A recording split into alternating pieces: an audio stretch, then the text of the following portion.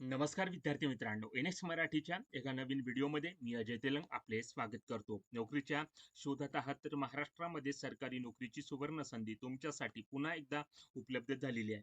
सर्व इच्छुक व पात्र उमेदवारांनी झटपट या भरती प्रक्रियेकरिता अर्ज करून घ्यायचा आहे.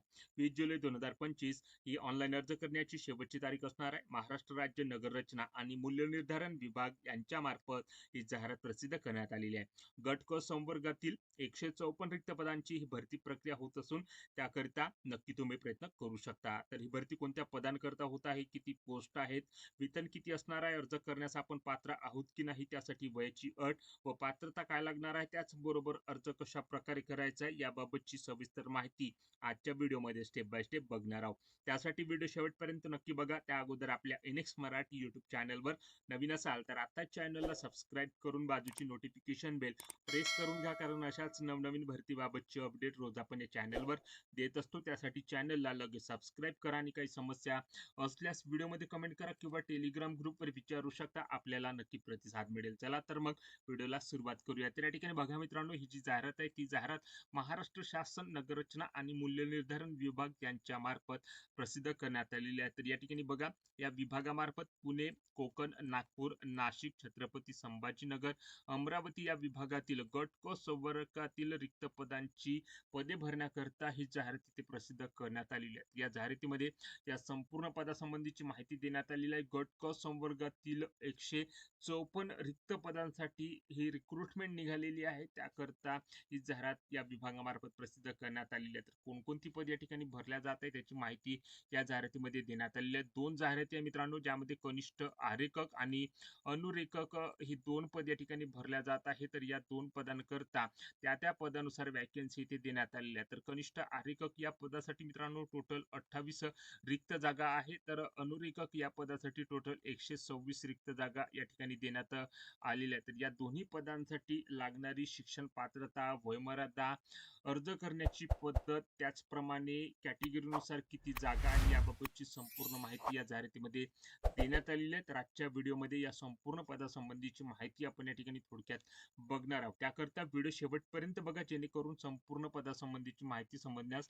तुम्हाला कसलीही अडचण या ठिकाणी जाणार नाही. तर या ठिकाणी बघा मित्रांनो, गट क या संवर्गातील कनिष्ठ आरेखक आणि अनुरेखक या 2 पदांची पदभरती या ठिकाणी होत आहे. त्याकरता पात्र उमेदवारांकडून ऑनलाईन पद्धतीने अर्ज मागवण्यात येत आहे. तर या पदासाठी तुम्हाला ऑनलाईन पद्धतीने अर्ज सादर करायचा आहे. अर्ज सादर करण्याकरता महाराष्ट्र शासनाकडून पुरवल्या जाणाऱ्या या विभागाच्या संकेतस्थळावर जाऊन या पदासाठी ऑनलाईन पद्धतीने अर्ज सादर करायचा आहे. तर या ठिकाणी बघू शकता www.urban.महाराष्ट्र.gov.in आणि www.dtp.महाराष्ट्र.gov.in ही वेबसाईट या विभागाची असणार आहे. तर या विभागाच्या वेबसाईटवर जाऊन तुम्हाला या पदासाठी ऑनलाईन पद्धतीने अर्ज सादर करायचा आहे. ऑनलाईन अर्ज करण्याकरता सुरुवात झालेली आहे. 20 जुलै 2025 ही अर्ज करण्याची शेवटची तारीख या ठिकाणी असणार आहे. तर कनिष्ठ आरेखक या पदासाठी कशा प्रकारची शिक्षण पात्रता असणार आहे, वयोमर्यादा काय आहे, त्यानंतर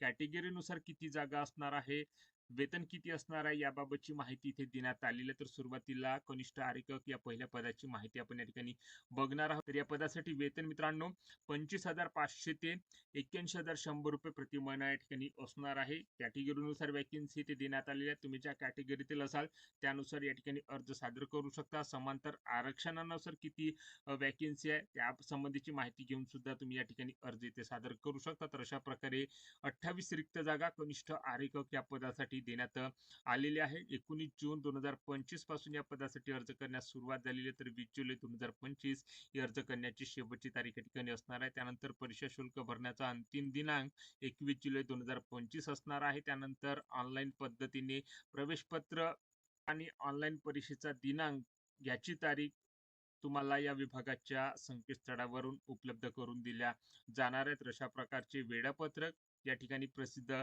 करण्यात आलेलं आहे. वेळापत्रकानुसार ही भरती प्रक्रिया इथे पूर्ण होणार आहे. तर या ठिकाणी उमेदवारांकरता काही टिप्स देण्यात आलेल्या आहेत. तर या ठिकाणी बघू शकता, कनिष्ठ आरेखक पदासाठी ऑनलाईन परीक्षा स्वतंत्रपणे स्वतंत्र वेळापत्रकानुसार घेण्यात येणार आहे. याबाबतच्या सूचना या विभागाच्या संकेतस्थळावर उपलब्ध करून दिल्या जाणार आहे. याची उमेदवारांनी नोंद घ्यायची आहे. उमेदवाराच्या संख्येनुसार ऑनलाईन परीक्षा आवश्यकतेनुसार वेगवेगळ्या दिवशी वेगवेगळ्या सत्रामध्ये या ठिकाणी घेण्यात येणार आहे. कनिष्ठ आरेखक या पदासाठीची जी काही परीक्षा आहे ती 2 स्तरावर घेण्यात येणार आहे, ज्यामध्ये ऑनलाईन परीक्षा या ठिकाणी होणार आहे. त्यामध्ये किमान 45 किंवा त्यापेक्षा जास्त गुण मिळवलेल्या उमेदवारांची व्यावसायिक चाचणी परीक्षा या ठिकाणी घेण्यात येणार आहे. तर ती स्वतंत्रपणे आणि स्वतंत्र वेळापत्रकानुसार या ठिकाणी घेण्यात येणार आहे. तर अशा प्रकारच्या काही टिप्स आहेत.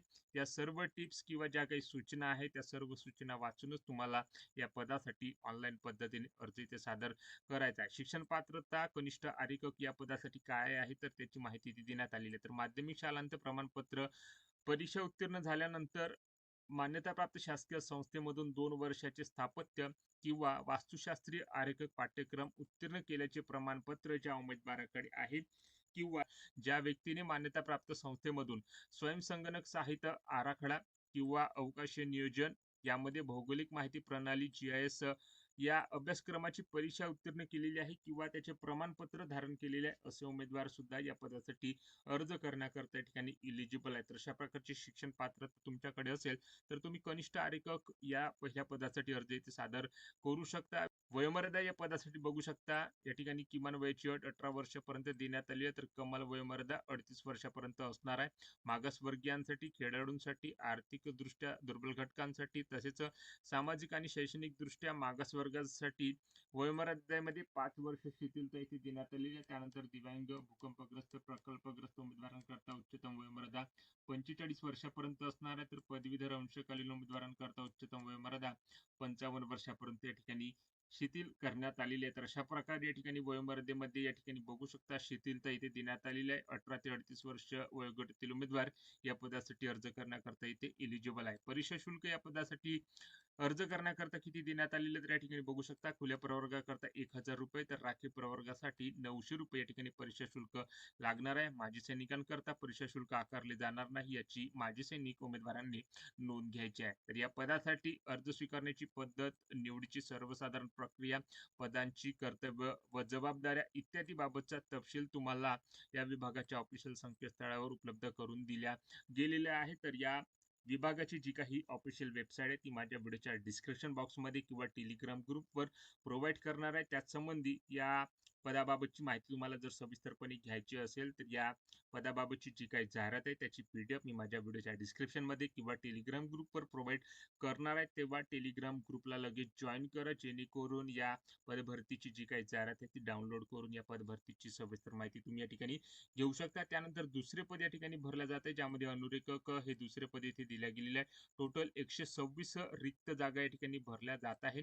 21,700 ते 69,100 रुपये प्रति महिना वेतन या पदासाठी असणार आहे. त्यानंतर या पदासाठी जे काही टिप्स आहे त्या सर्व टिप्स तुम्हाला वाचून या पदाकरता अर्ज इथे सादर करायचा आहे. शिक्षण पात्रता या पदासाठी माध्यमिक शालांत प्रमाणपत्र परीक्षा उत्तीर्ण झाल्यानंतर मान्यताप्राप्त शासकीय संस्थेमधून 2 वर्षाचे स्थापत्य किंवा वास्तुशास्त्रीय आरेखक पाठ्यक्रम उत्तीर्ण केल्याचे प्रमाणपत्र किंवा शासनाने वेळोवेळी घोषित केलेली इतर कोणतीही समतुल्य अर्हता अनुरेखक या पदासंबंधीची असल्यास तुम्ही या पदासाठी अर्ज इथे सादर करू शकता. त्यानंतर वयोमर्यादेमध्ये बघू शकता किमान वयाची अट 18 वर्ष तर कमाल वयोमर्यादा 38 वर्षापर्यंत देण्यात आलेली आहे. त्यानंतर कॅटेगरीनुसार शिथिलता इथे देण्यात आलेली आहे. त्यानुसार तुम्ही या ठिकाणी अर्ज सादर करू शकता.